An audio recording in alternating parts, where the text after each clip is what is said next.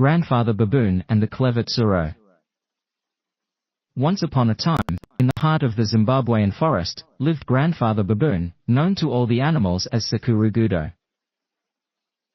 He was wise and often boasted about his cleverness. One of his closest friends was Tsuro, who was also known for his quick wit and clever tricks.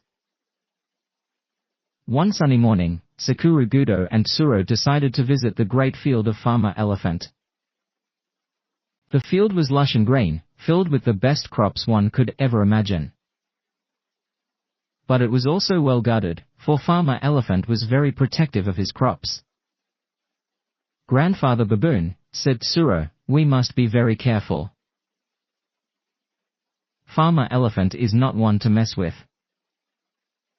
I have an idea. Let's sneak in quietly and take just a little so he won't notice." naGudo, always wanting to show off his wisdom, replied, "Tsuro, I do not believe in hiding.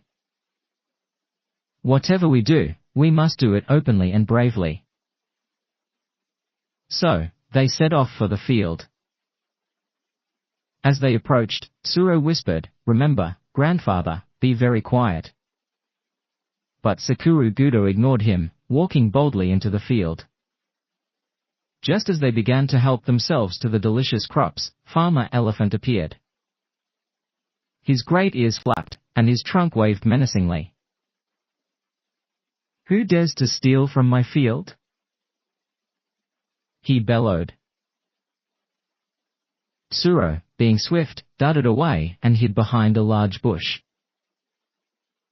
But naGudo, in his bravado, stood his ground. "It is I, Grandfather Baboon, taking what I please," he declared. Farmer Elephant, unimpressed by naGudo's boldness, charged at him. naGudo, realizing the gravity of his mistake, quickly turned and ran as fast as his legs could carry him. He managed to escape, but just barely. Breathless, he found Tsuro waiting for him at their favorite resting spot under the big baobab tree. Tsuro chuckled and said, "Grandfather Baboon, sometimes wisdom means knowing when to be brave and when to be cautious." naGudo, catching his breath, nodded. "You are right, Tsuro. Today I learned that there is a time for everything. Thank you for your wise counsel."